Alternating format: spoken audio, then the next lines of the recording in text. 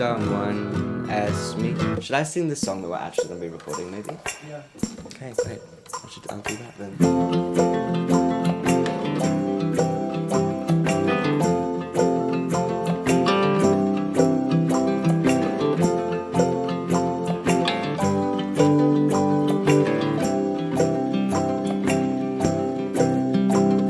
The angel played me a fiddle.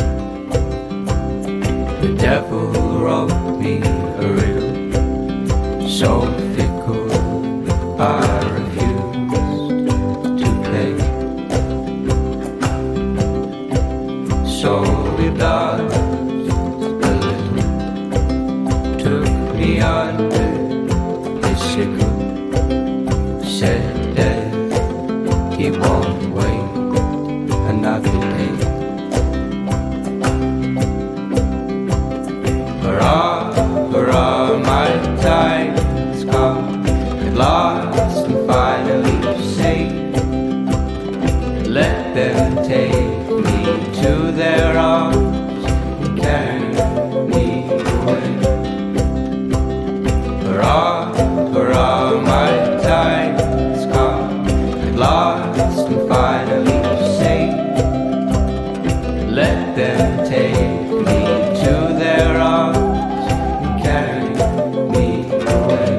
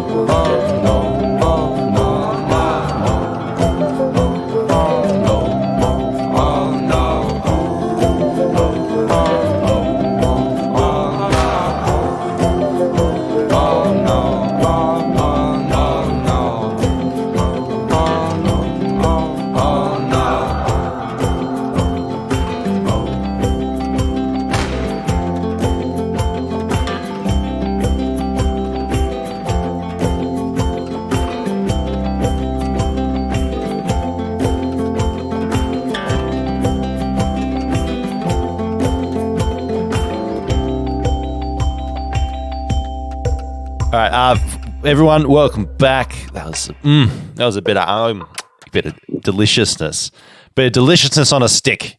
Let's call it the musical version of a good quality mixed kebab. That was indeed a beautiful song called "Hurrah" with an exclamation mark by Edgar Hurley. Now, Edgar Hurley is a man that we have played before on this show. Back when his previous single "Sometimes" came out, we did play it, and I was very impressed. Not only by the music, by the man's moustache. I'm so excited to have him in for this week's episode. Edgar, welcome to the show. How are you going? Hello. Yeah, I'm good. I'm roasting outside in the sunshine, having a coffee. Speaking of kebabs, down. Yeah, bit of sun-dried Edgar for your afternoon. Yeah, I'm pruning it. So it'll be nothing but a raisin. Although you told me that before the interview that it's quite humid, so you're not so much roasting as more as a sous videing. It's a good mix. There's like a dry, hot wind happening, and it is a bit sticky, but not really. It's more of a dry, hot wind. Yeah, he's a real smart kind of individual for then going ahead and having coffee. Mm-hmm. Delicious. Oh, very, very well known for being a hot drink. So how do you handle that, mister? Well, I take it cold. Oh, okay. So it was actually quite fitting. He's smarter than he appears to be, folks. Okay. I always have a plan, and that was it. So you're an iced coffee guy. Yeah, I'm an iced coffee guy. All year round, winter, summer, fall, spring. Yeah.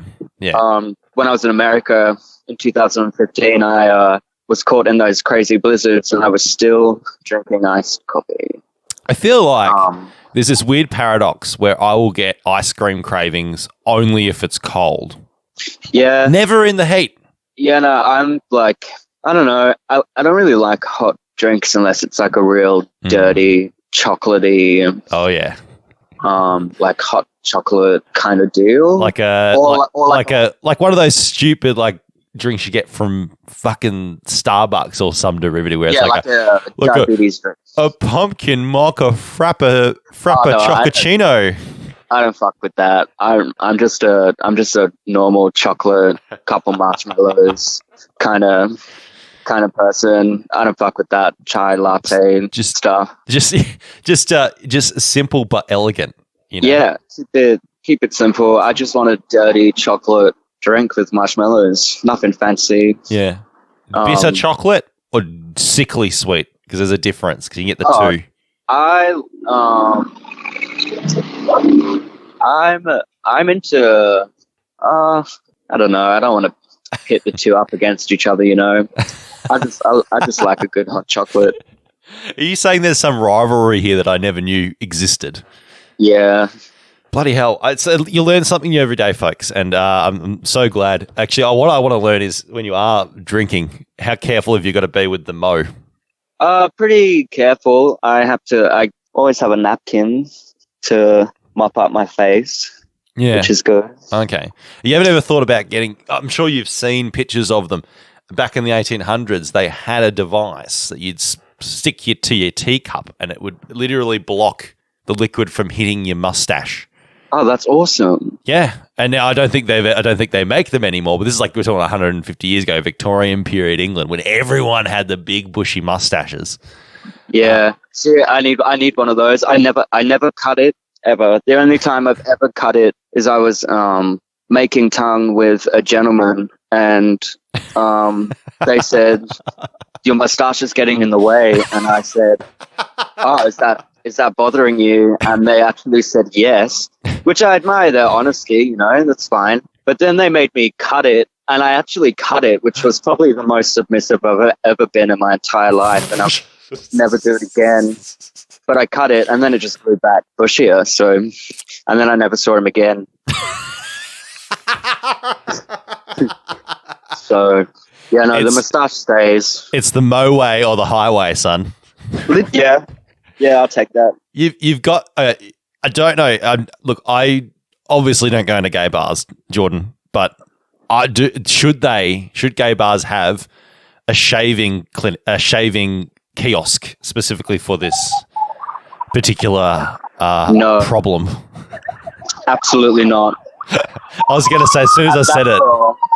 That's the police siren coming to arrest you. Yeah. For saying that in the background. This conversation got too spicy. Yeah, I feel like anyone that's like, nah, you need to alter yourself to enter, probably should go somewhere else. So, yeah, okay, yeah. So you're more of a you're more. I think that's a good philosophy to have, actually, because you got to. Yeah. Especially because I feel like gay bars would be the place where they, you know, people would understand that you just come as you are. I mean, sure. I rarely go out drinking and partying, so the environment is unknown to myself. So, okay. But probably, I don't know. I've never walked into a place and been like, "Wow, there's a lot of lack of facial hair in here." You know? This is not my scene. Yeah, it's like being banned for neck tattoos, you know? You're banned for facial hair. Look, I've never seen anyone pulled up on the RSL dress code of no thongs yet. So, I don't know what they are.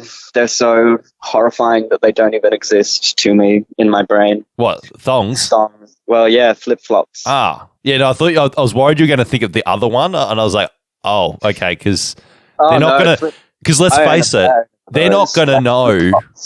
So, what did you say?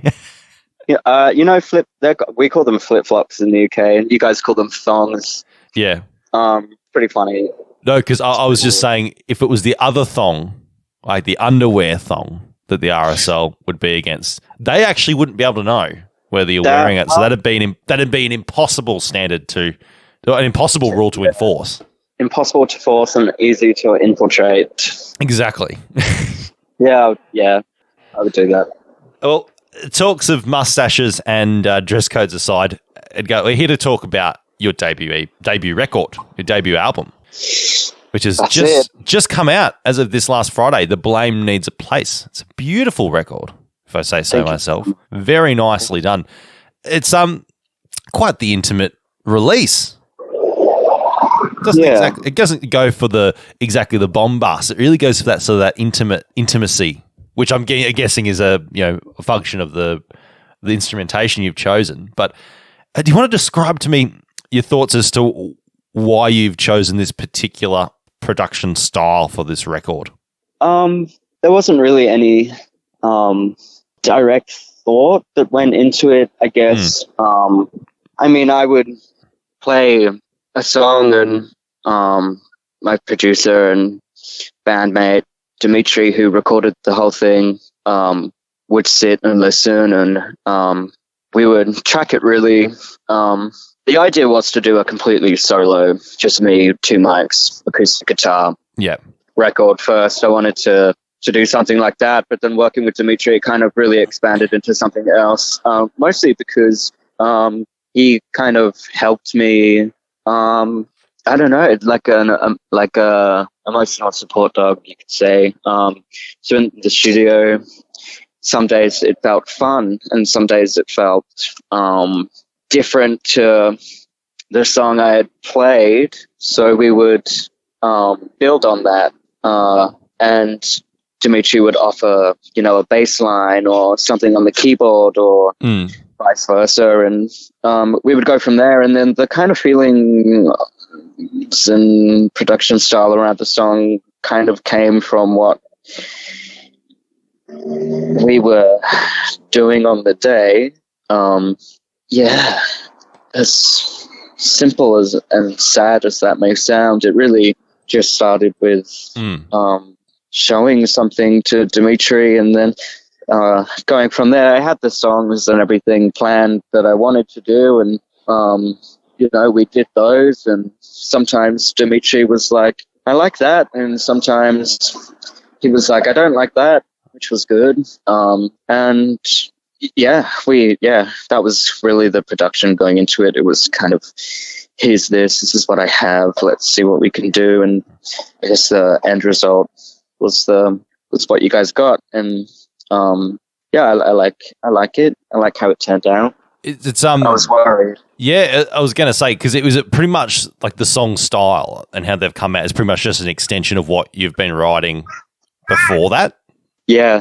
So every single song on the album started with me just sitting in the studio with 2 microphones, and I would play the song, and I already had an idea of what songs needed to grow a body and what songs didn't need a body but needed to be recorded still. And I kind of just did that. And that's how it started. Yeah.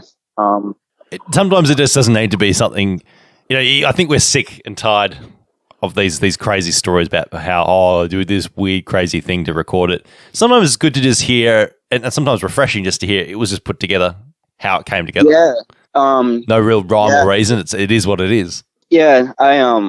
I personally don't really know anything that's happening in my brain or in my notepad until maybe 6 months down the line, or we've recorded something and someone was saying to me, oh, what is this about? And I can't really say what it's about with a storyline. I can use a feeling or or it's just something that just we just thought of, and it just happens that way. Now, it's because I mean, let's talk. What I find absolutely fascinating is the fact that you just went and bought out this like Cash Converters keyboard, the drum loops. Like it's pretty, and then you've got this. You didn't change the strings on your nylon string, which for those of you not in the biz is a cardinal sin. But then again, yeah, rules are made to be broken, aren't they, Edgar? Yeah, Dimitri actually did say to me when we, I think it was maybe on the third or fourth day of recording, he looked at my guitar and he was like, wow, your strings are rusted. And I was like, I know, doesn't it sound great? And and he was like, cool, so we'll just keep the strings for the whole thing. I don't know, it's really bad. I can play a nice little song and write a nice little song, but if you ask me to sit there and draw you a scale, I would look at you like you just asked me to decipher the Da Vinci Code. I couldn't do it. The numbers, Mason. What do they mean? I couldn't do it. And that I guess that's why it's hard as well to explain how we did things in the studio, because we just did it, and what we liked stayed and what we didn't like didn't stay. And we both did things that we liked and we both did things that we didn't like. So there's just a mix of things that in there that, there are some things in there Dimitri did, and I was in the room with him, but I can tell you what he did, which is kind of the beauty of it. We'll definitely get back. I'm definitely keen to chat more about Dimitri and your working relationship with him. But just on the guitar itself, so I'm assuming the nylon string is your main instrument, is it? Yeah. Yeah. So is there a particular reason why you haven't yet ventured into a steel string acoustic like most singer-songwriters? I actually started on electric guitar. And I had an electric guitar. I did also have a steel string acoustic, and when I started playing, I hated playing acoustic music. I really didn't. It sounds awful to say it, but I didn't want to pigeonhole myself into the Ed Sheeran side of town. So is there a very strong element of that up there in Brisbane? No comment. No comment. No, I thought I was going to get all the juicy bits of information today. Clearly not. We'll leave that as it is. No comment. But I didn't want to pigeonhole myself into that box, and I don't know, I didn't like it, and I was listening to lots of Patsy Cline and Angel Olsen, and just thinking that I could really emanate that with the electric guitar. And then, I don't know, I took some time out and bought a little secondhand nylon acoustic guitar from an op shop. It was really cheap, but it just sounded lovely, and I played it. And then I just started playing on that. I had just a complete shift in what I was listening to and what I wanted to do. And I'd written a few very wordy songs, and people liked it, and I liked it. So I just did it. I just started playing more nylon classic stuff, and then that just stuck. I find that great because nylon strings are, and you say, it was a cheap guitar I bought at the op shop. Nylon strings in particular, the tone can vary so wildly, and it sometimes doesn't have anything to do with price either. Because you go on about before having old strings, and for those of you not familiar with nylon strings, you'll find that how old the strings are will affect the tone way more than, say, a steel string acoustic guitar. It really does make a tonal difference, and I get what you mean when you're saying you wanted this rusty feel. There is that sort of mellow rustiness that you can get from old strings only. If you went and replaced it with new strings, it'd be a way more crisper, and you'd lose that muddiness almost with the strings. But then again, it doesn't necessarily have to be every single guitar plays like that. I remember I was somewhere, and I met someone, and then their guitar, they had their guitar with them, and I said, "Do you mind if I have a little fiddle on it?" Because it was sounding amazing when you were playing. It sounded really crisp. And then I look at it, and I see there's the corrosions there on the strings, and I said, and I play it, and it sounded like it was new. That crisp feeling you sound when you put the new strings on. And I said, "How long have you had these strings on? Because this sounds like they're new strings, but they're rusted. And I've had them on there for 2 years." And I said, "I don't get this." It's like a fine. This is a it's good like guitar. A fine aging wine. It's like a fine. With some guitars, it's literally like aging a wine. Some of them just get Yeah.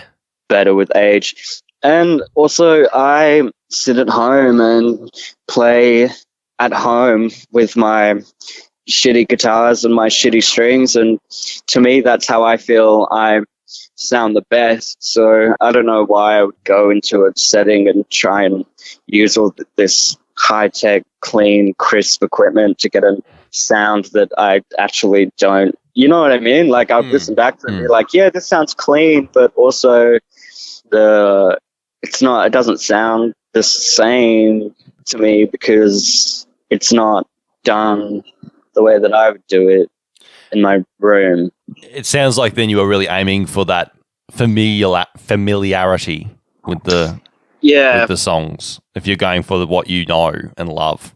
Yeah. Well, no one cares about it as much as I do. So true.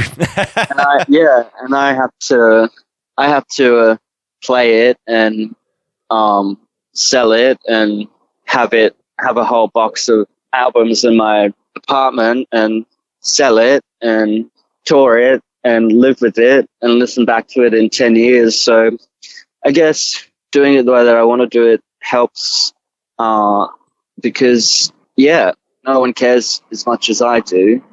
So I should really just do it the way that I like it. And if you don't like my rusty strings, then sorry about it.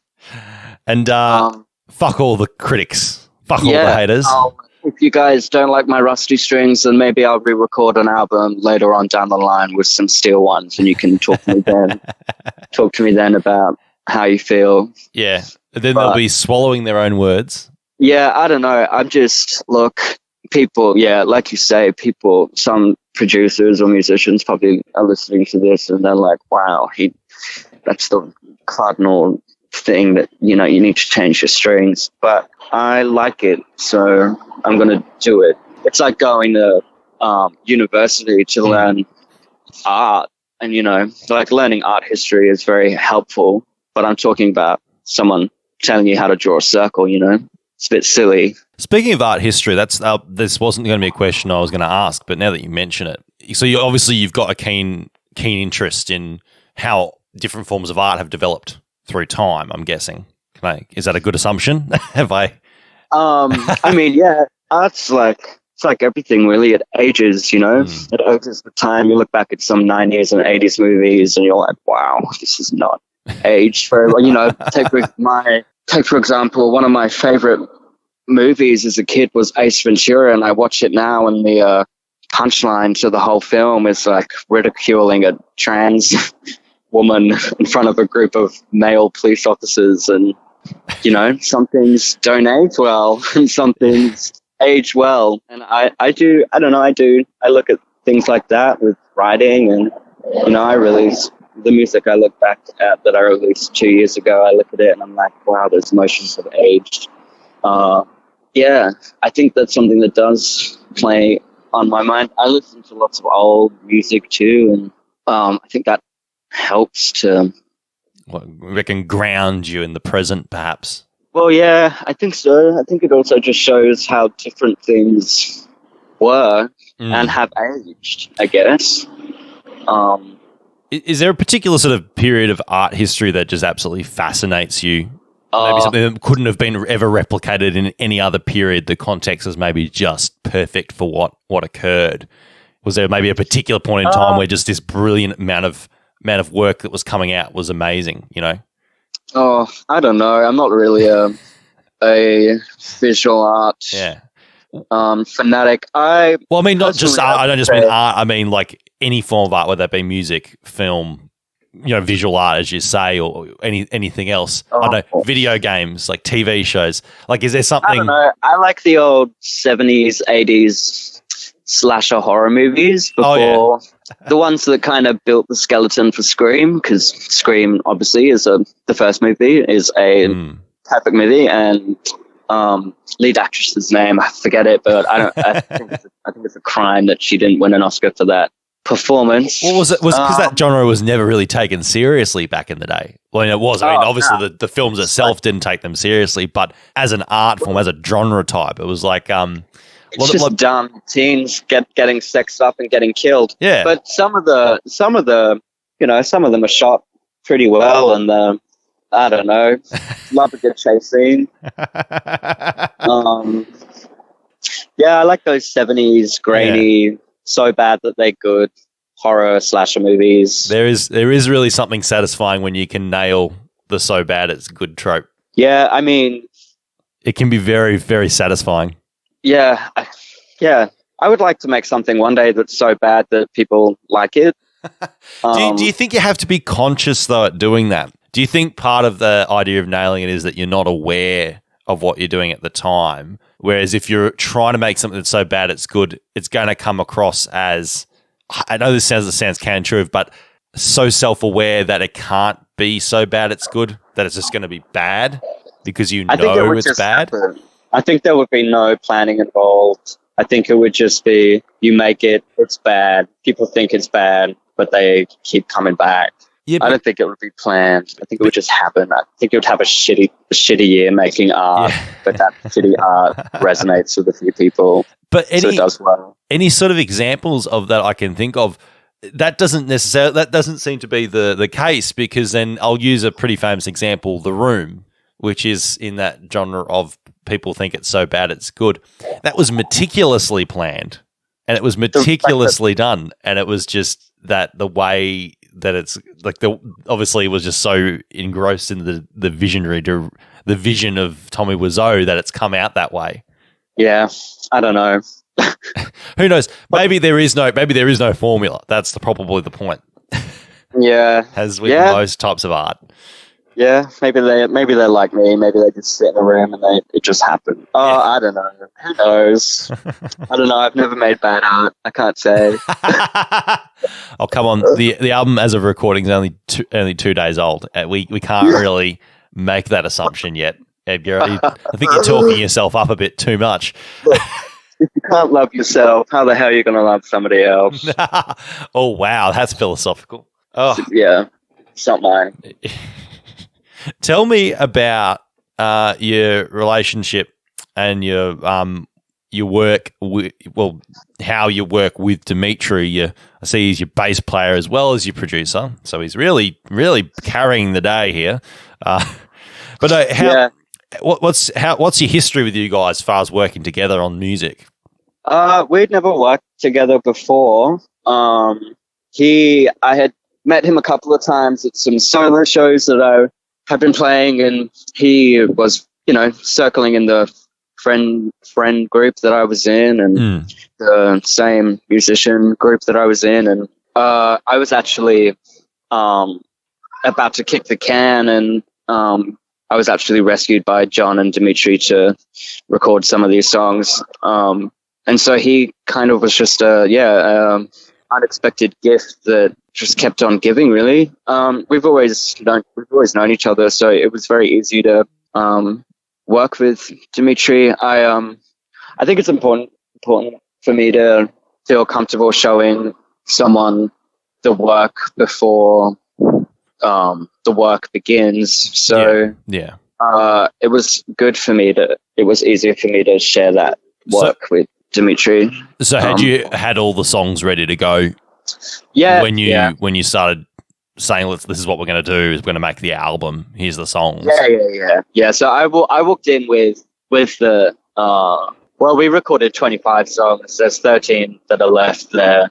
I walked in with about 3 journals worth of poems and journal entries and stuff like that, and I had the ones that I wanted to do and that I liked, and then I showed Dimitri some other ones, and we recorded some other ones that he liked, and then it kind of went from there. But yeah, I went in with a lot of work, and we had to unbox a lot of stuff, and some of it didn't work, and some of it did, and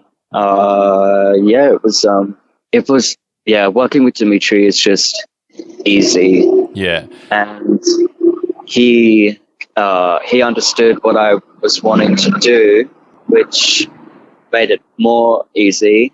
Yeah. So was it a case of that you had because you talk about bringing your poetry in, was there no actual music written for it? It was just the words? No, yeah. So, like, I had there were some that I had, written and played at home with guitar and just words, but there were, there were a lot of them which were just words. A lot of the songs on the final record were ones that I went in with guitar and vocals.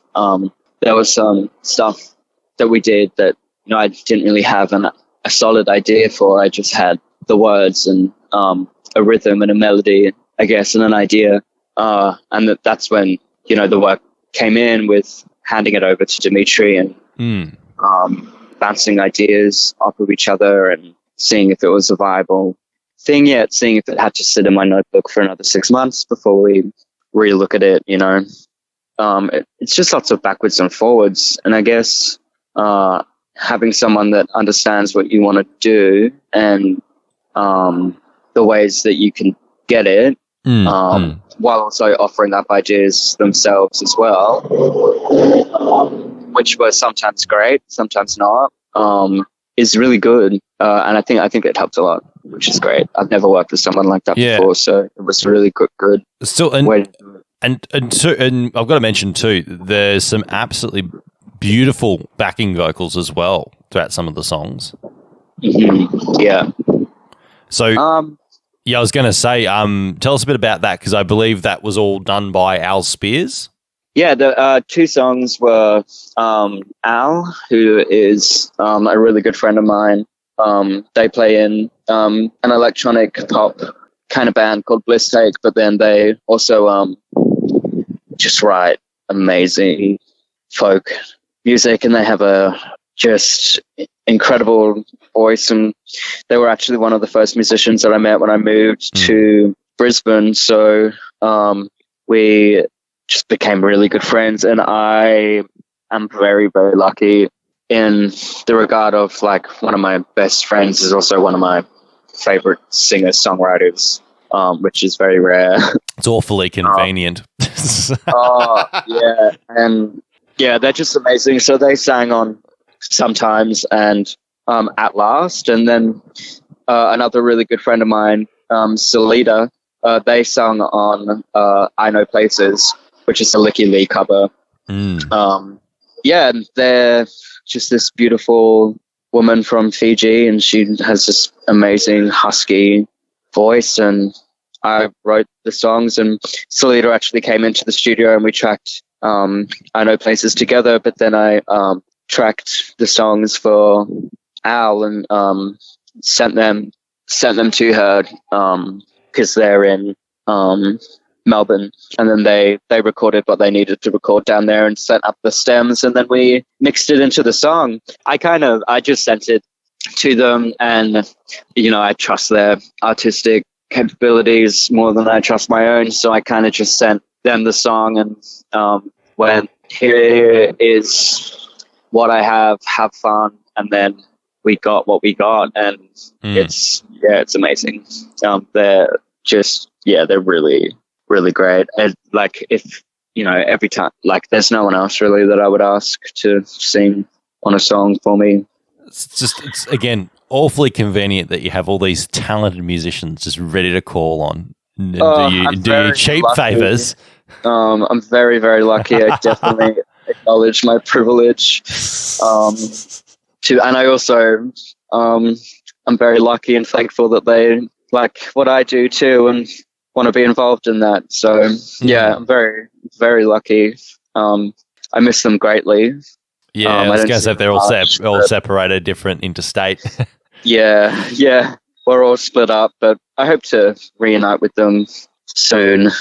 It's actually a good point, because I see you're supposed to be touring with them later in the year, all being well. Yes. We're saying all being well because we don't know where we're going to be in 2 months. Yeah, well, that's it. We have a tour planned, Brisbane, Sydney, Melbourne, and then See You Later, last Edgar Hurley, Blame Needs a Place show for this album when we come back. But yeah, it's all booked in. The tickets are available online and everything. But yeah, we just don't really know what's happening with the old corona at the moment. Sydney could be locked down until mid-September, and our shows in September in Sydney. So it's all up in the air at the moment. We don't really know what's happening, but we could potentially be in a city near you if we're allowed outside. Hopefully, yeah, it'll happen. We just don't know when. Yeah. So fingers crossed for that. I was smart when I booked all the flights and everything, and I booked insurance. So hopefully, I'll get some kind of refund. I feel like it's almost not worth flying at the moment. You're almost better driving. Yeah, I booked flights because on my last tour I drove, and as fun as it was absolutely exhausting. So it was kind of, I was lucky enough to get a grant for the tour, to help with some funding. So I really was like, I think it's going to be most healthy for me to fly and get from A to B how I wanna. That's fair. So we'll just see. We'll see what happens. It's all up in the air at the moment. No one really knows. Yeah, true. Maybe, if we can't tour, then I'm so bad with technology. I say that we'll do a streaming show online, but I don't even know where to begin with that. So it needs another favour to find some friends in the right places. Some film bugs. But who knows at this point? Hopefully we can come and play for you guys, but I'm trying my best. I was going to ask real briefly about the fact that cause I see you've been playing music for some years now yourself, but you only decided to take on the moniker of Edgar Hurley like last year. So what was the idea behind doing that? What made you think that you had to cover up your true identity? I was going under Milo Pie, and people just kept spelling it wrong on posters and pronouncing it wrong, and I had initially also spelt it wrong, and it just got annoying. And I was in a really weird relationship at the time, and I'd kind of lost the musical side of me, and I just gave that up. I gave it up. The music for a while. Yeah. Like I would still write at home and stuff, but I wasn't really doing anything with it. And I don't know, I just changed it. And I like the name Edgar, and Michael Hurley is one of my favorite musicians. So I stole his last name. as you do. Yeah, I just like the sound of it. And it sounded, people were saying to me that, I don't know, you need more of a mature name. And I just did it. I didn't really think about it. I just did it, and then I went from there. And people don't spell it wrong on posters anymore, which is awesome. So I guess I made the right decision. It is a very important factor that I don't think people realize, how easy it is for everyone else to get your name correctly. Yeah. And also people that I didn't, like at shows that I didn't know, people would say Milo instead of Milo, even though there was only one L. Yeah. And so people would come up to me and be like, "Hey, Milo," and I'd be like, "That's not my name." And also, I don't like how that name sounds, so gross. And so I'd changed it. And now people can't pronounce Edgar wrong. So you got to road test those stage names. It's very important. Oh, it's very important. I always feel bad if I get someone's band name wrong and I'm talking to them.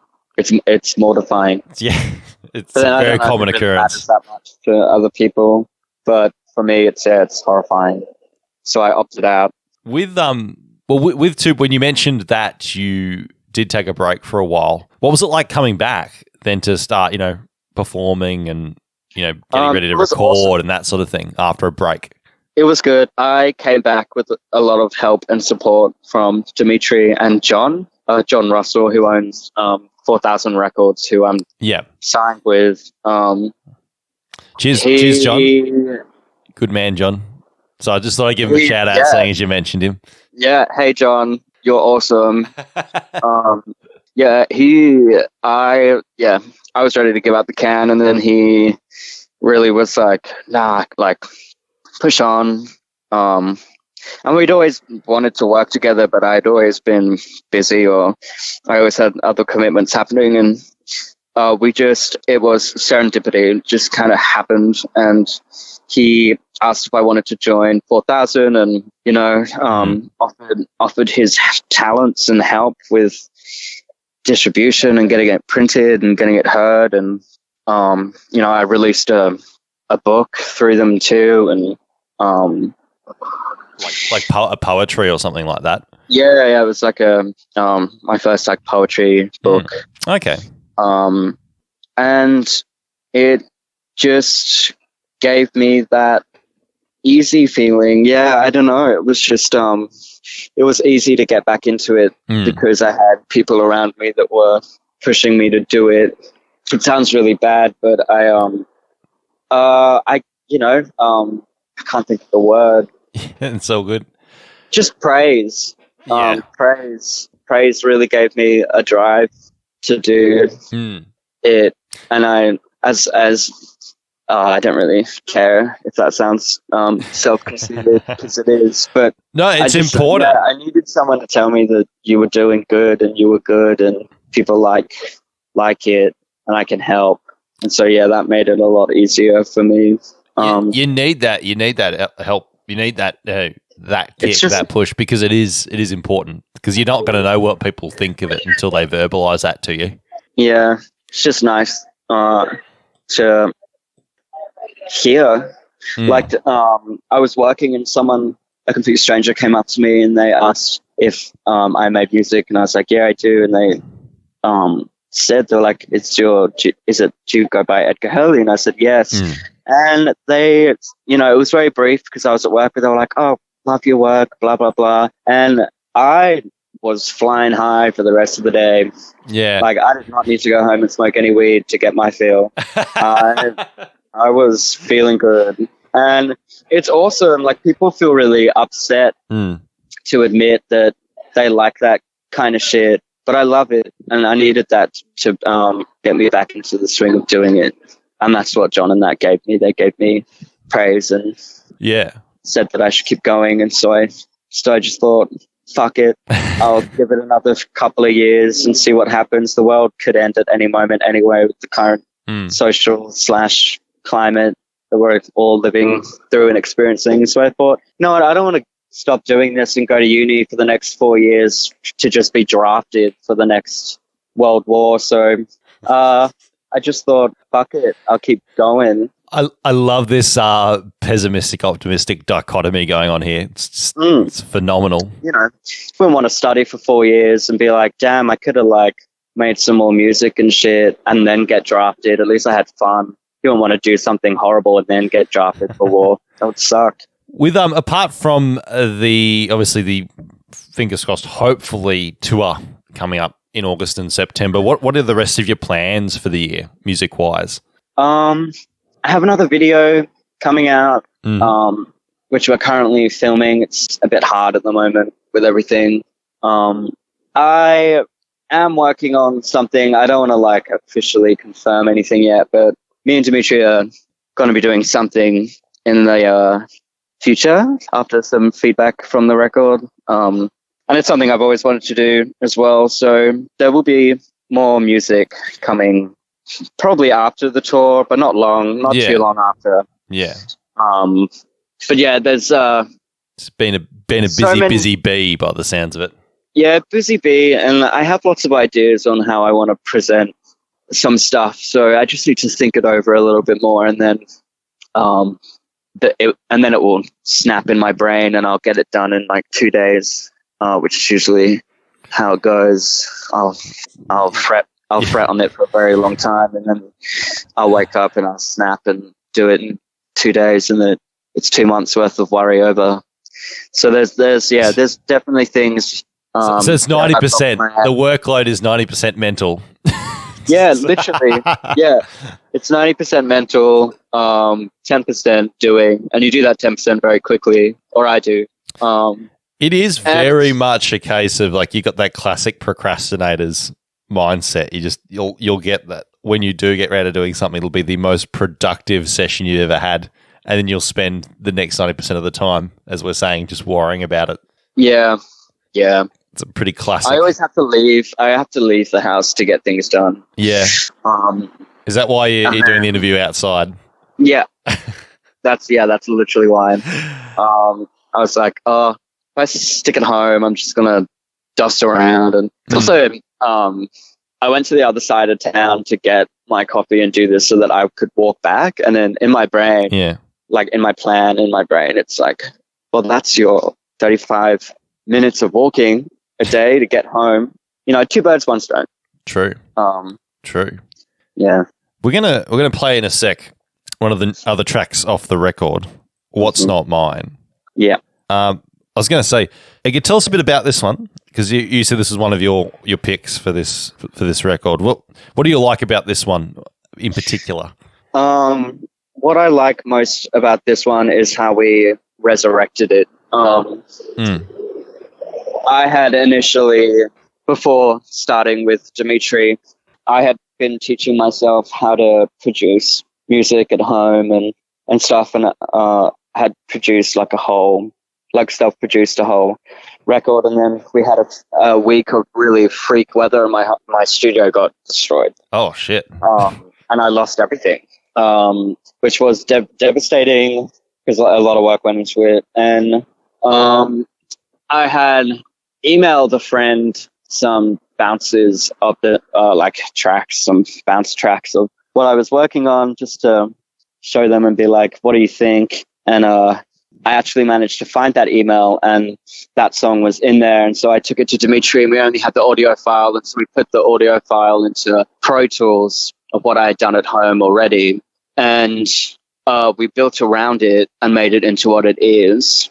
So is it still using some of that old track? Yeah. Right. So there's a whole song in there. Yeah. In the background that wasn't recorded at all with Dimitri. It was recorded by myself. And then we doubled up those tracks in the background, and then built more drums and guitar and stuff around those original tracks, and just tried to level it to make it sound the way that it does. And a lot of work went into doing that, especially on Dimitri's side. And it's a song that I've just had for a while. And I remember someone said to me, that song's going to do well for you.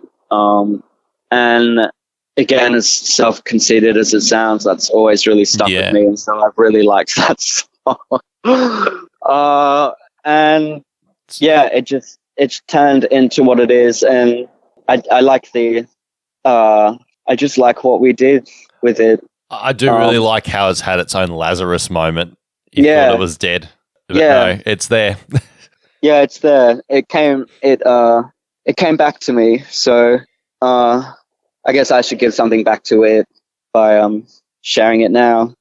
Well, Edgar, I want to say thank you so much for coming on today and chatting in depth about your record. It's wonderful to hear a bit more about it. It's a pleasure to be able to do this with you. Thank you. I hope you enjoy the rest of your coffee as well, and have a wonderful rest of your afternoon. But thank you. Of course, make sure you check out the record, guys. The Blame needs a place. It's out now. It's wherever you stream your music. Make sure you go to his website, which is, what is it, Edgar? I'm still making a website. Oh, okay. I haven't got an official website. I guess you can jump over to Facebook, SoundCloud, Instagram. I use Instagram a lot. Go and buy a ticket to his show.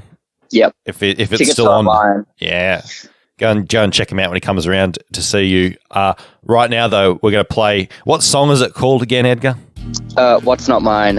Brilliant. And who are you? My name's Edgar Hurley. Thank you so much, Edgar. We'll see you whenever. Hopefully soon.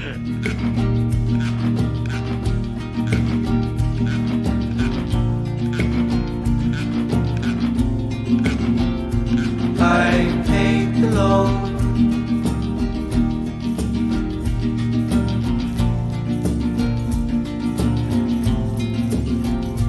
I'm grateful for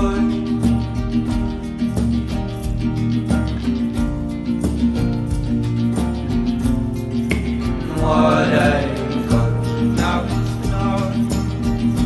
Now it's not.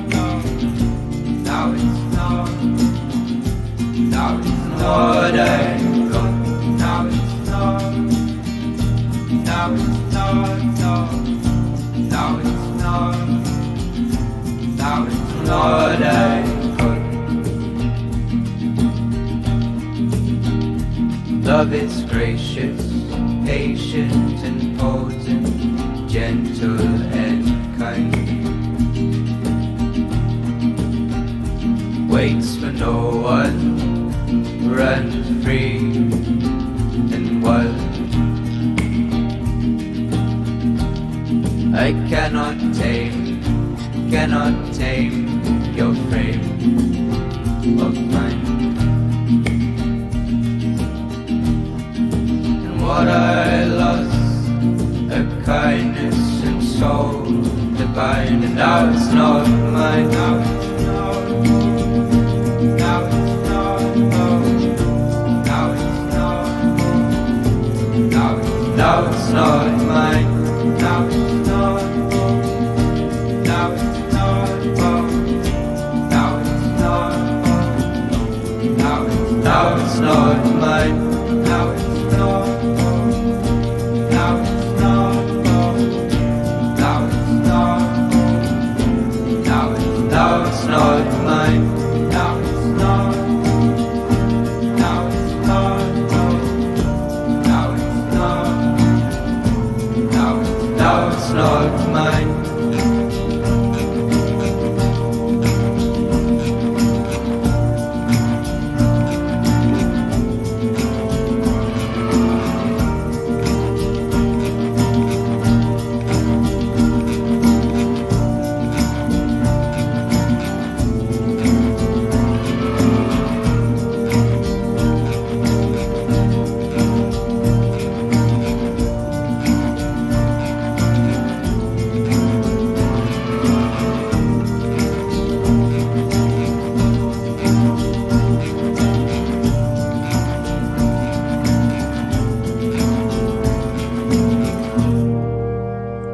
AustralianMusiciansRadio.com